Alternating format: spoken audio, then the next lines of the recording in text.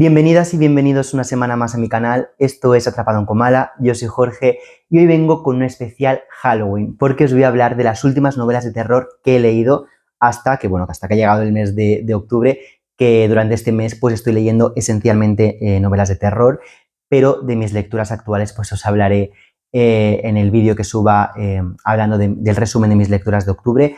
Aquí os voy a hablar de las que he leído entre Halloween del año pasado y octubre de este año, o sea, antes de que empezase octubre. Son 5 novelas, lo que pasa es que os voy a hablar solamente de 4, o sobre todo de 4, porque hay una de ellas de la que ya he hablado en el canal, de las otras 4 no, porque 2 fueron lecturas anteriores a que yo me abriese este canal y las otras 2 sí que son lecturas más recientes, pero he evitado hablar de ella en otros vídeos y en los resúmenes de lecturas mensuales, porque quería hablar de ellas en este vídeo y no quería como repetirme y estar hablando en varios vídeos de los mismos libros. Entonces, la novela de la que no voy a hablar, la quinta novela, sí que quiero mencionarla porque me gustó muchísimo, es El cielo de la selva, de Laine Vilar Madruga. Os hablo de ella en el vídeo en el que hablo de mi resumen de lecturas del mes de mayo. Si me acuerdo cuando edite os lo dejaré por aquí arriba. Por aquí arriba o por aquí arriba. A ver, por aquí igual, bueno, no sé, da igual, os lo dejaré por arriba. Es una novela brutal que tiene una crítica social, vamos, tremenda y tiene escenas súper impactantes. Hay concretamente una escena que aún no me saco de la cabeza, cada vez que pienso en ella se me revuelve el estómago y han pasado bastantes meses desde que leí el libro, pero es un libro bastante terrible. Y ahora ya sí voy a empezar con las 4 novelas de las que os quiero hablar en este vídeo y la primera de ellas es Cementerio de animales de Stephen King, que es una novela del año 1983.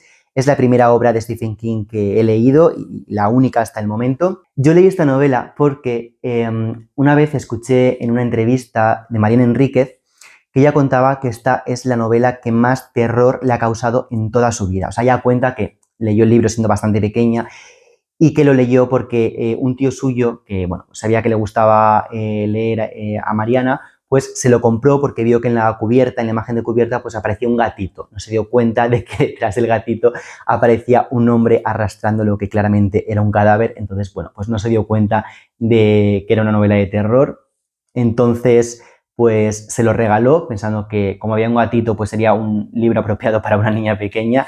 Y ella cuenta que el libro le causó tal terror y tal repugnancia que en un momento dado acabó arrojándolo contra el suelo con rabia, vamos, de puro terror, y que fue un libro, bueno, pues como que le generó muchísimo impacto, que a día de hoy lo considera uno de sus libros favoritos, a pesar de ese trauma, pero que es el libro que más terror le ha causado. Y bueno, yo no sé si es el libro que más terror me ha causado, pero sí que tengo que reconocer que es una historia verdaderamente espeluznante y bueno, he escuchado a muchas personas decir que es el libro más terrorífico de Stephen King. Nos cuenta la historia de una familia que se muda a una casa a las afueras de un pueblo. Ellos vienen pues de la ciudad, pero bueno, están cansados pues del ruido y de la vida de ciudad y se mudan a un pueblo pequeño, como digo, a una casa que está a las afueras de este pueblo. La familia está formada por el padre, que se llama Luis y es médico, por su mujer, que se llama Rachel. Rachel arrastra, digamos, algunos traumas de la infancia que tienen mucho que ver pues con la pérdida y el duelo. Luego, Luis y Rachel tienen 2 hijos pequeños, una niña que es un poco más mayor, pero bueno, es una niña pequeña, y luego un niño que, bueno, pues es un bebé. Y tienen como mascota un gato que se llama Church y al que la niña tiene mucho apego. O sea, bueno, todos en la familia, pero especialmente la niña y el gato son inseparables. En la casa de al lado, en la casa contigua, viven un matrimonio de ancianos con los que, bueno, pues el matrimonio protagonista van a entablar una relación de amistad, se van a llevar muy bien y especialmente se va a crear un vínculo muy fuerte entre Luis, el padre, y el anciano de este matrimonio que se llama Jude. Entre ellos, pues el vínculo va a ser especialmente fuerte y de hecho Jude va a ser como un padre para Luis prácticamente.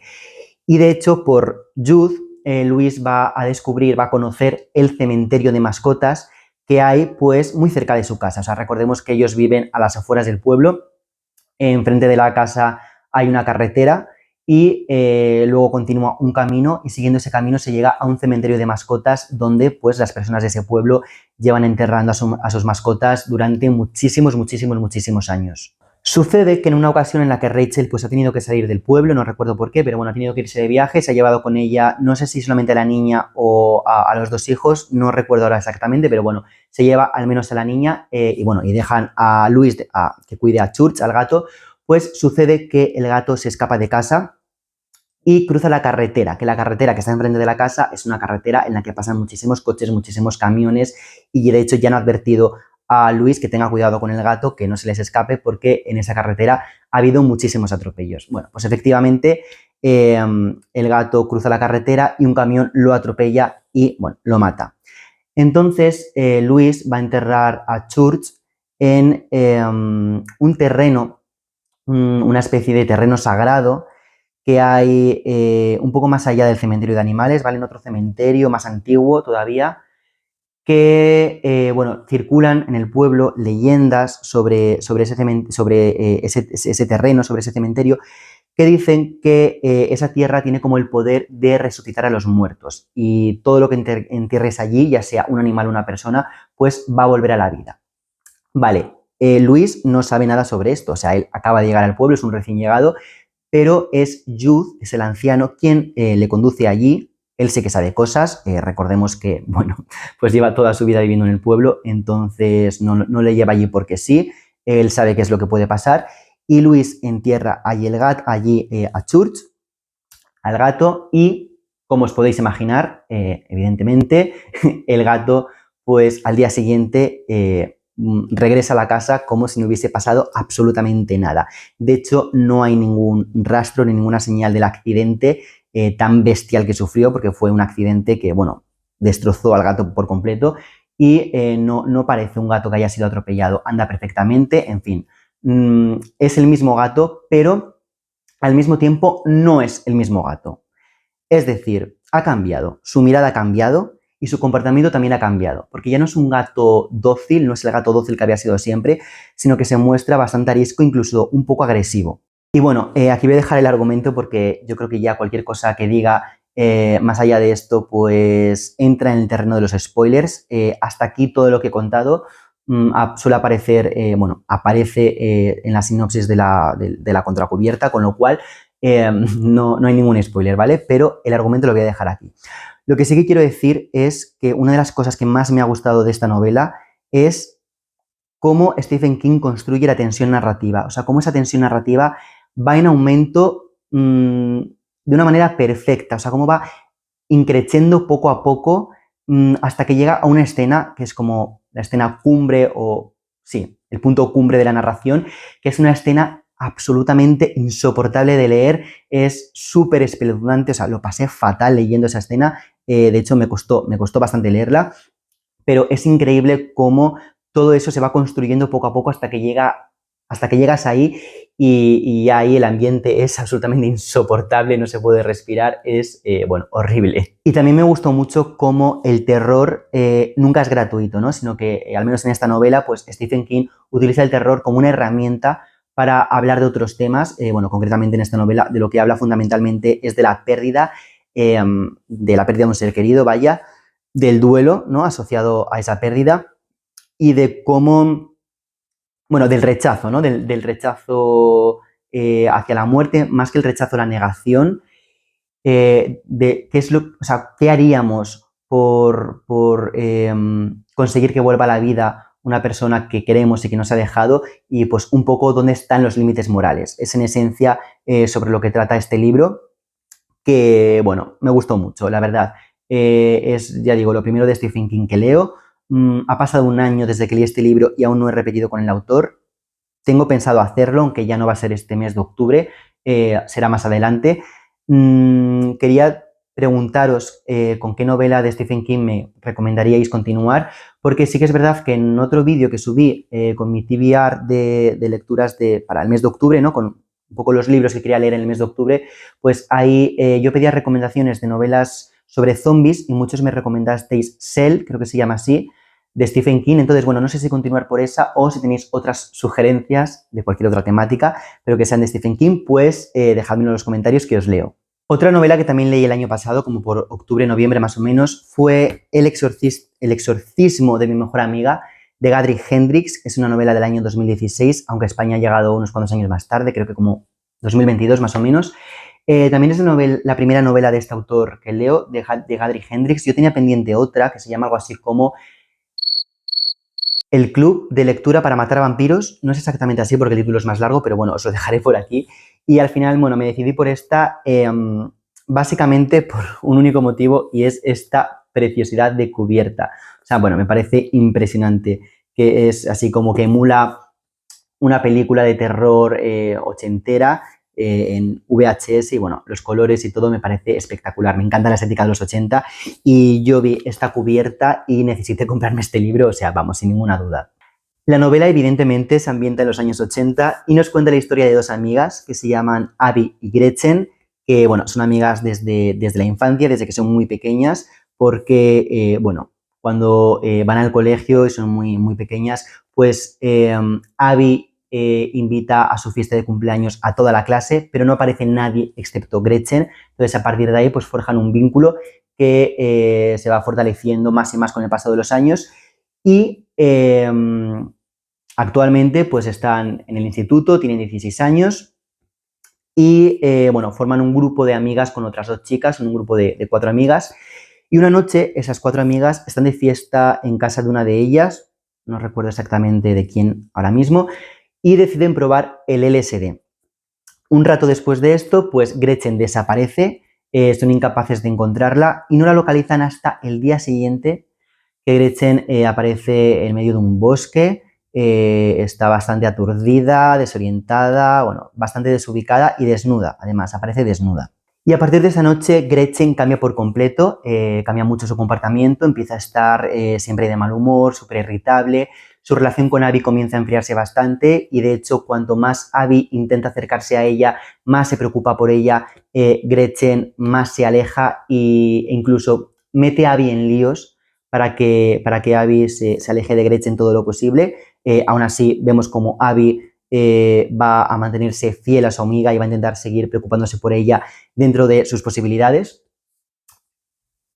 Entonces, bueno, básicamente nos está relatando una posesión demoníaca. Esto no es ningún spoiler, la novela se llama El exorcismo de mi mejor amiga, y al mismo tiempo nos está hablando de pues esos cambios que tienen lugar durante la pubertad, ¿no? Durante la adolescencia. O sea, que es una novela que, digamos, que ofrece esas dos lecturas. Entonces, bueno, pues tenemos por un lado una especie de Bildungsroman, o sea, una novela de aprendizaje, un coming of age, como prefiráis.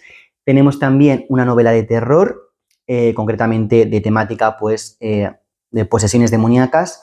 Y al mismo tiempo tenemos también una especie de parodia del terror satánico, ¿no? De ese terror satánico o pánico satánico que había en los años 80 a raíz de la publicación de esta obra de Mitchell Remembers, que es bueno, una obra que publicó un psiquiatra. Si no sabéis de lo que os estoy hablando y os interesa, pues haced una rápida búsqueda en Google y ahí tenéis toda la información. Pero intenta como conjugar, digamos, estas tres cosas.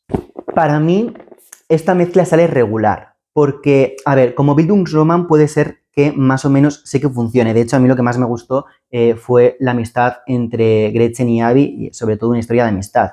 Me gustó bastante, ¿no? Cómo Abby pues se mantiene fiel a Gretchen a pesar de las putadas que Gretchen comienza a hacerla, y a pesar de que en un inicio pues no entiende qué es lo que le está ocurriendo a su amiga, y como siempre se mantiene fiel, siempre intenta ayudarla, y más adelante pues va a intentar expulsar al demonio de su cuerpo.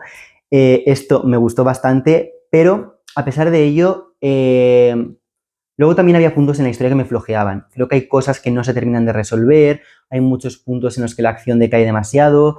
Luego los personajes me parecieron un poco planos, no tanto las dos protagonistas, que están un poco mejor construidas, aunque creo que tampoco súper bien construidas, la verdad, pero especialmente los personajes secundarios creo que fallan muchísimo. Las otras dos amigas de Abby y Gretchen, ahora mismo no recuerdo nada sobre ellas, o sea, no recuerdo su nombre, no recuerdo ninguna característica de su personalidad, no recuerdo ninguna escena clave con ellas, ni diálogos, ni nada, o sea, no las recuerdo, las he borrado. Creo que me parecieron personajes muy planos, muy planos.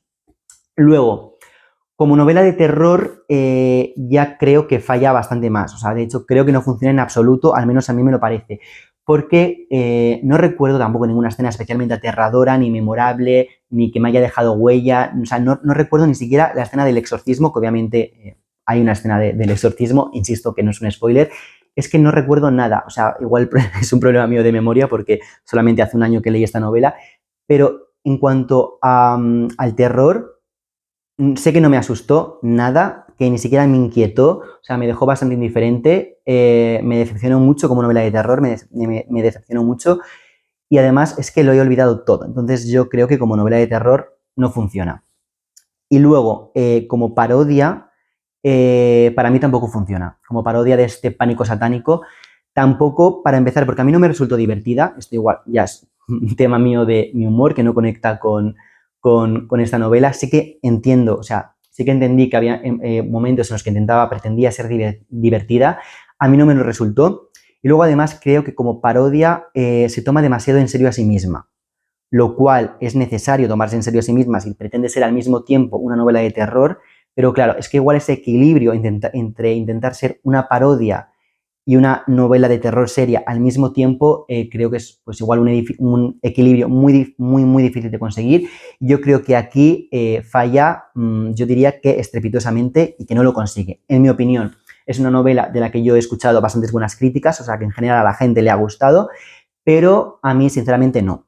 Y ahora ya sí pasamos a la joya de la corona, mi novela favorita de las 4 de las que os voy a hablar, que es Siempre hemos vivido en el castillo, de Shirley Jackson, una novela de 1962. Es una novela gótica, básicamente, donde la ambientación pues, tiene muchísima importancia. Está ambientada en la mansión de los Blackwood, que es una familia, bueno, pues, bastante adinerada, bastante pudiente. Es una mansión así con una estética victoriana, bastante decadente. Y bueno, tengo que decir que no es una novela de terror explícito, sino que es más bien un terror psicológico. O sea, no, lo que da miedo, lo que produce ese terror, esa inquietud, yo creo que la palabra es más bien inquietud, no es lo que se muestra, lo que se explicita, sino precisamente lo que no se muestra, lo que no se dice y lo que queda implícito. A grandes rasgos, Siempre hemos vivido en el castillo nos cuenta la historia de dos hermanas, Mary Cat de 18 años y Constance de 28 años, que viven en esta gran mansión familiar, en la mansión de los Blackwood, junto con un tío suyo, el tío Julian, que bueno, es un hombre que está en silla de ruedas. Y los tres son los supervivientes de una gran tragedia familiar que tuvo lugar en esa casa, en el comedor, porque resulta que durante bueno, pues una velada el resto de sus familiares murieron envenenados porque alguien pues había mezclado el azúcar con arsénico. De hecho, Constance, la hermana mayor, pues en su momento fue acusada por estos crímenes y de hecho pues estuvo en juicios, aunque bueno, finalmente salió absuelta. Y el tío Julian, que he comentado que está en silla de ruedas, también desvaría un poco porque, bueno, él sí que fue envenenado, ¿vale? Quiero decir, de los que consumieron azúcar, él fue el único que sobrevivió porque Constance pues no tomaba azúcar y Mary Cat en ese momento estaba castigada en su habitación. Entonces ellas no lo probaron, pero él sí lo probó y consiguió sobrevivir, pero tiene secuelas, ¿vale? Le han quedado secuelas. Entonces por eso desvaría un poco. Y es un hombre que está siempre escribiendo sus memorias personales, ¿no? Está reconstruyendo esa gran tragedia familiar que ocurrió y está obsesionado con eso, ¿no? Con escribir, digamos, la historia de la familia Blackwood. Estos personajes viven completamente aislados de la sociedad, o sea, la casa está bastante apartada del pueblo y luego aparte de ellos prácticamente no salen de allí y a las únicas personas a quienes ven pues son a antiguos amigos de la familia Blackwood que muy ocasionalmente pues acuden para tomar un café o el té, no sé exactamente el qué, con ellas, pero ellas, bueno, Constance directamente no sale de casa porque tiene como una especie de claustrofobia desde lo ocurrido y es incapaz de salir casi ni al jardín. Luego, Mary Cat es la hermana pequeña, quien baja al pueblo a por los suministros, pero vamos a ver que sus encuentros con los habitantes del pueblo pues son absolutamente incómodos, muy tensos y hasta hostiles, porque la gente del pueblo como que siente una mezcla entre temor, miedo y odio y rechazo hacia ellas. Esto lo utiliza Shirley Jackson para hacer una crítica social, ¿no? Sobre, bueno, pues los prejuicios, el miedo a quienes son diferentes y cómo todo esto pues tiene un poder súper destructivo. El caso es que a esta casa, a la mansión de los Blackwood, va a llegar Charles, que Charles, es un primo de las chicas, que además desde el inicio resulta bastante evidente que lo que le interesa es hacerse con la fortuna familiar, o sea, que no simplemente va de visita, y su llegada va a alterar bastante la estabilidad familiar, porque mientras que, Merricat lo percibe como una amenaza y de hecho confronta bastante con él, pues Constance va a estar encantada, ¿no? con la llegada de Charles y con el hecho de que Charles conviva con ellas. De hecho, vamos a percibir los lectores un interés romántico recíproco entre Constance, que es la hermana mayor, y Charles. Y todo esto, pues, en general, pues, va a producir bastantes tensiones y confrontaciones. Una de las cosas que más me gustaron de Siempre hemos vivido en el castillo, aunque me gustaron muchísimas, porque la novela ya digo que me encantó, pero una de las que más me gustaron es que, es una novela que está narrada en primera persona por Merricat. Merricat es la hermana menor. Y Merricat es una narradora poco fiable, que yo, adoro los narradores poco fiables, o sea, me encantan. Y entonces, obviamente, absolutamente toda la información que recibimos, pues, está completamente sesgada. Y Merricat, es una chica de 18 años, pero muy infantil. De hecho, nos enteramos de que tiene 18 años en la primera página y yo, cuando ya llevaba la lectura avanzada y leía ciertas cosas, tenía que volver a la primera página para ver si realmente recordaba bien y realmente tenía 18 años, porque de verdad que parece que tiene muchísimos menos. Y además tiene este, pensamiento mágico, ¿no? Esto de si hago esto, pues va a ocurrir esto otro. O sea, como una causa-efecto, pero completa y absolutamente irracional. Pues ella se dedicaba, por ejemplo, a enterrar objetos en el suelo, en el jardín, pensando que así pues iba a traer la buena suerte, o clavaba libros en árboles también del jardín como para crear, una barrera de protección en torno a la casa, o pronunciaba determinadas palabras mágicas, que para ella eran palabras mágicas, pensando que pues con ello iba a conseguir X cosa. Por ejemplo, pronunciando tal palabra iba a conseguir que el primo Charles se fuese y no volviese nunca. Y ese tipo de cosas, ¿no? Como este tipo de rituales. Y como narradora, pues juega completamente con los lectores, o sea, juega con la información en el sentido de que, pues, omite lo que quiere, reinterpreta, pues, ciertos eventos clave como le da ella la gana y, como es la narradora, pues, toda la información que recibimos los lectores está pasada por su filtro, entonces, pues, no podemos fiarnos de nada de lo que nos cuenta, de nada de lo que leemos. Hay que dudar de todo y, pues siempre hay que estar como leyendo entre líneas. Como he comentado, es una novela de terror psicológico, o sea, no aparecen elementos sobrenaturales, no hay nada de esto. Es un terror implícito, un terror, subterráneo. Con esto de subterráneo quiero decir que los elementos que generan pues este terror, esta inquietud, porque sobre todo como inquietud, que se esconden, se ocultan debajo del texto, están en el subtexto, ¿no? En un nivel de lectura pues más profundo, mientras que en un nivel de lectura más superficial, sin leer entre líneas, pues no llegan con toda su magnitud, pero siempre hay como una pequeña vibración continua, ¿no? Y otra cosa súper interesante de esta novela es que es una subversión de la novela gótica tradicional, de esta temática de casas encantadas o casas malditas, porque aquí las protagonistas son las habitantes de la casa y quien se percibe como, como el antagonista o como el elemento desestabilizador, pues es quien llega a la casa, ¿no? Es, en este caso, Charles. Y normalmente, pues, suele ocurrir al revés. O sea, la historia se suele contar desde la perspectiva de la persona que llega a esa casa y no desde la perspectiva de las personas que viven en esa casa. De hecho, la historia contada desde la perspectiva de Charles, pues también sería una historia gótica, ¿no? Una historia de terror psicológico, lo que pasa que mucho más tradicional, ¿no? O sea, mucho más clásica. O sea, el argumento sería algo así como el personaje protagonista llega a una gran mansión decadente, habitada por personajes bastante extraños, donde ha ocurrido un asesinato que no ha quedado resuelto. Y además, la hermana pequeña, que es bastante excéntrica y bastante obsesiva, intenta echarlo de allí. O sea, este argumento funciona bastante bien como novela de terror, ¿no? O sea, yo creo que funcionaría bien, pero sería mucho más clásica, mucho más tradicional.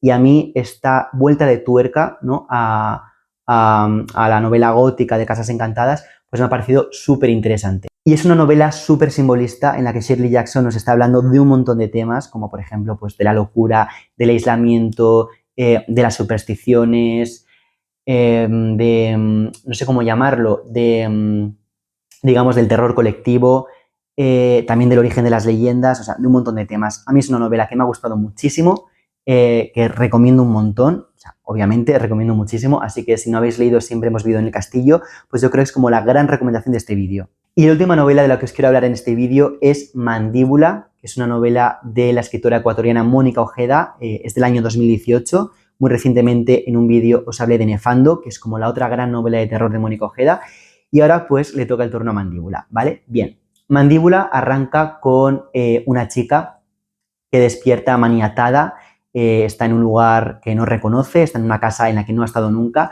pero por el paisaje que puede apreciar a través de las ventanas sabe que no está en su ciudad. Esta chica se llama Fernanda, es una estudiante de un colegio del Opus Dei y ha sido secuestrada por Miss Clara, que es su profesora de literatura. ¿Y por qué? Bueno, pues de esto vamos a tratar de enterarnos a lo largo de toda la novela, porque la mayoría de escenas pues funcionan como flashbacks que nos van a presentar a estos dos personajes. Entonces, bueno, pues por un lado tenemos a Fernanda, que, bueno, Fernanda es una adolescente que viene de una familia pues bastante adinerada, bastante pudiente, aunque nunca ha recibido demasiado cariño por parte de su madre, bueno, ni demasiado ni poco, o sea, nada.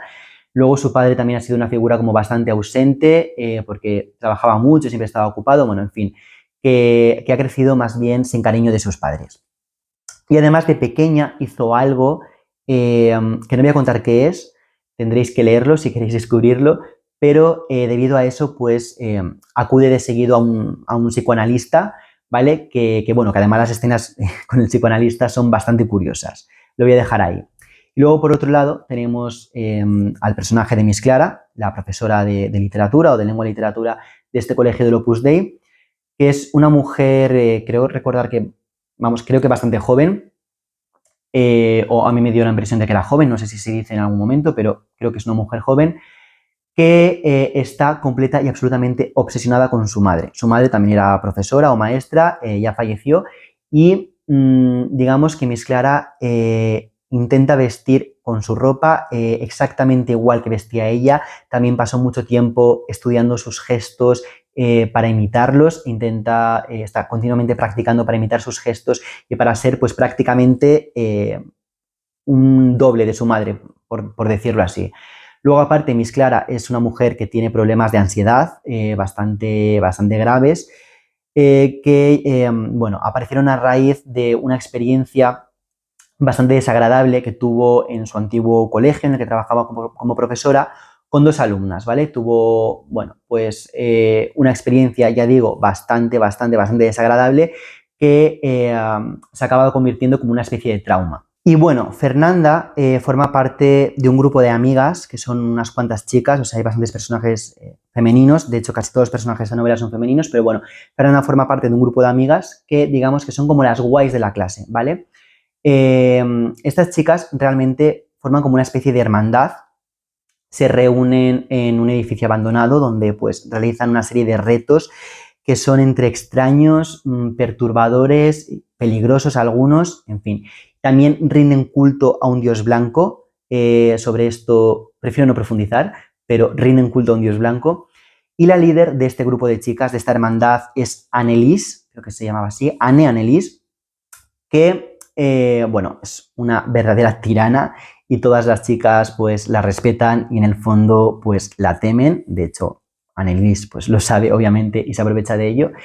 Y entre Fernanda y Annelies hay un vínculo muy fuerte, tienen una relación muy estrecha, son amigas íntimas desde que son pequeñas, y bueno, eso, son muy amigas, pero su relación, digamos que es bastante turbia. Mandíbula tiene una parte que en general la gente como que destaca bastante de esta novela, que consiste en una redacción para clase que entrega esta Annelies a Miss Clara, a la profesora de literatura, que esta redacción prácticamente acaba convirtiéndose en un ensayo sobre teoría del terror, concretamente sobre el terror blanco o el horror blanco. Quienes hayáis leído el libro pues sabéis a lo que me refiero. Pero en realidad es Mónica Ojeda, ¿no?, quien está exponiendo esta teoría a los lectores a través del personaje de Anneliese. Y a mí esto no me resultó nada verosímil. O sea, sí interesante, pero no verosímil. Luego, formalmente, también me ha parecido muy interesante, pero me ha resultado demasiado experimental. Y digo demasiado porque yo tenía como la sensación de que, pues en muchas ocasiones, esta experimentación formal como que eclipsaba un poco la historia, ¿no? Como que se comía la historia. Y especialmente en la segunda parte, pues me empezó a resultar un poco repetitiva, incluso me llegó a saturar. Y luego, por ejemplo, hay como algunos diálogos casi hacia el final de Miss Clara que me resultaron de repente como muy líricos, ¿no? Como que de repente había una especie de fusión entre la forma y el contenido un poco extraña, como una deformación del tono que a mí me sacó bastante de la historia. Y luego el final, sin entrar en él y sin decir absolutamente nada sobre él, la verdad es que tampoco me convenció. En fin, que yo diría que me ha gustado más leer el libro y lo que es la experiencia de leer el libro que el libro en sí, la verdad. Pero, sin embargo, por lo propositivo que es, por la manera tan eficaz que tiene Mónica Ojeda de perturbar al lector y por las imágenes tan absolutamente poderosas que evoca este libro, diría que sí que lo recomiendo. Pero vamos, que tampoco mucho. Y esas son las novelas de las que os quería hablar en este vídeo. Dejadme en los comentarios qué novelas de terror estáis leyendo, habéis leído recientemente o que simplemente recomendéis y os apetezca compartir. Y nada más, dejadme un like si os ha gustado el vídeo, suscribiros si no estáis suscritos. Os recuerdo que tenéis una campanita que podéis activar si queréis que YouTube pues, os notifique cada vez que subo un vídeo. Y muchísimas gracias por haber llegado hasta aquí. Nos vemos en el próximo vídeo. Adiós.